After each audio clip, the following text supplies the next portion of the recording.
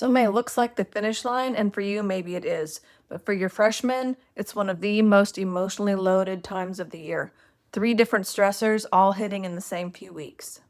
Today, we're going to walk through all three stressors: finals, saying goodbye to a life that they've built for 9 months, and then the collision of coming home, both for you and for them. We'll talk about what's hard, what it looks like, and what you can do to help, and especially a few things to avoid. And if we haven't met yet, I'm Dr. V, a mental health expert for 25 years and also a college parent. So I'm living this right along with you. Okay, first stressor, finals. The finals in May are different than December for lots of reasons. It's like the culmination of everything they thought college would be and what it was, all hitting hard in May. So, how they do in finals isn't just what grade they're going to receive, it defines how they feel about the whole year. Did it meet their expectations? Were they the student they thought they would be? For a lot of high achieving kids, it's actually a referendum on their identity. So ending the year poorly can be a threat to the story they've been telling themselves since orientation, or honestly, maybe even since they decided to go to college. And May finals bring all the baggage of the whole year, unlike December, along with social and emotional stuff in their backpack.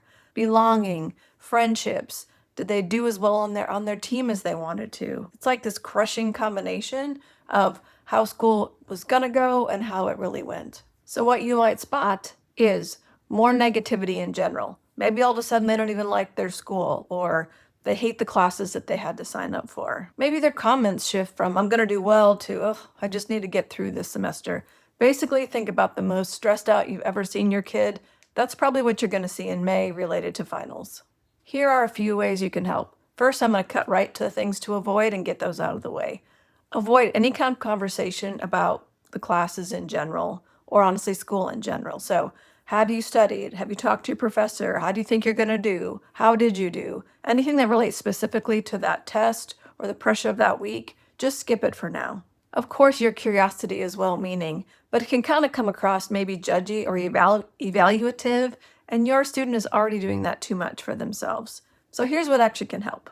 Shift your check-in language from performance to stamina. How you holding up carries a whole different weight than "well, how do you think it went?" Short, no expectation text messages. Just thinking about you, no need to reply. Signals you're thinking about them without adding pressure. If they do share a rough outcome, resist that instinct to problem solve or catastrophize or share your wisdom. Just reflect first. That sounds really hard. I am sorry. So that last exam gets submitted, the relief is real, but something else comes up that has nothing to do with grades, and that is the farewell. In 9 months, your student has built this whole entire world in a context with people that know nothing about them for the most part, inside jokes, late night study sessions, and then all of a sudden in May, they're supposed to just suspend that life that they've really built. For an 18-year-old, this might be really their first experience building a friendship, building a life for a whole year, and then all of a sudden it's just gone. Not because of anything bad that happened, but just because circumstance changed. And that's a lot for an 18-year-old or 19-year-old to deal with. It's heavy. So, what might you see in your student? Just being a lot more quiet than usual, even after that pressure of finals is over. Being short with you, irritable. Maybe that you're just so frozen they can't even talk to you about plans to move out or when they should arrive. Sometimes students are a lot more sentimental, talking a lot about the life they're leaving behind, or maybe your kid just doesn't share at all and they're just extra quiet about how their life went or the friendships that they made. Basically, you're kind of expecting this "it's over" energy that you're feeling, and they're just feeling the opposite. Sad. So here's some ways that you can help. Just name it for them. They might not really have a word for it yet. Hey, it makes sense that leaving feels bittersweet. You built something really special here. You can even call it grief if it's helpful. And like with all kinds of grief, it's okay to ask about the people. Who are you going to miss the most? That might bring tears, but having real emotional moments can help them process and see you as a caring outlet. And give the grief some space before you pivot to summer plans. Hey, those first few days home aren't the time to fill the calendar. Give them time to sleep in, catch up on good food, spend time with their pets. Summer expectations are going to drop in soon enough. And support their efforts to get together if they can. Imagine like saying goodbye to a world full of people you've come to enjoy. I mean, you'd want to see them. In fact, set it up as part of summer plans if you can. And here's a couple things to avoid: rushing right into positivity. Oh, you'll see them again. Oh, summer is short. It just sends the message that you can't feel bad about this right now, and I have to quick move you on to feeling better about it. Again, well intended, and mostly because you feel uncomfortable, but also it really sucks to see your kid uncomfortable. And also, don't get spicy if they want to be with friends more than they want to be with you. I kind of made that mistake when my daughter came home from college for the first time.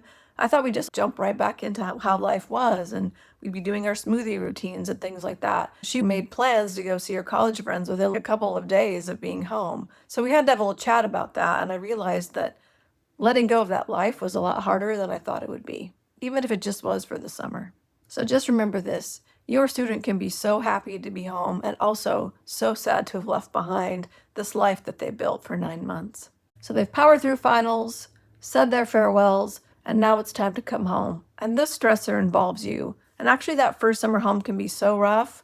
I'm going to film a whole video about that, so look for that. But for now, let's just talk about what that stressor feels like for your student so you can be helpful.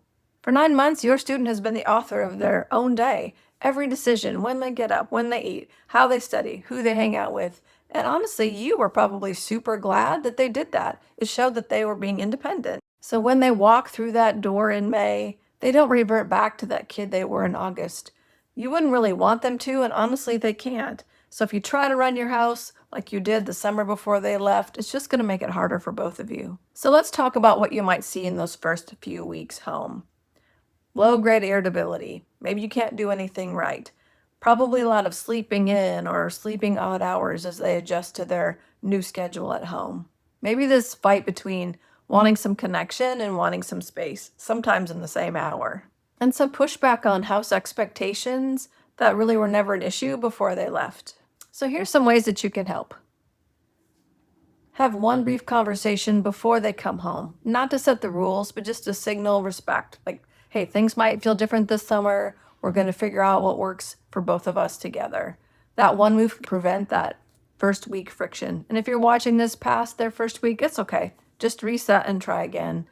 Maybe try to let them lead the reentry pace as much as possible. Offer times where you can be close and go do things, but don't really expect it.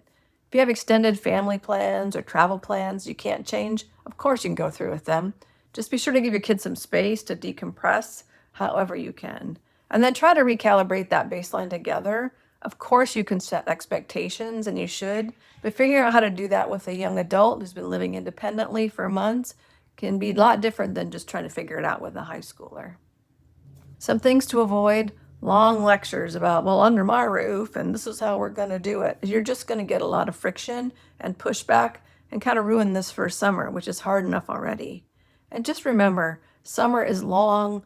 You can retweak every day if you need to find that balance and recalibrate what this summer is supposed to feel like so you have a good time. So finals, farewells, and coming home.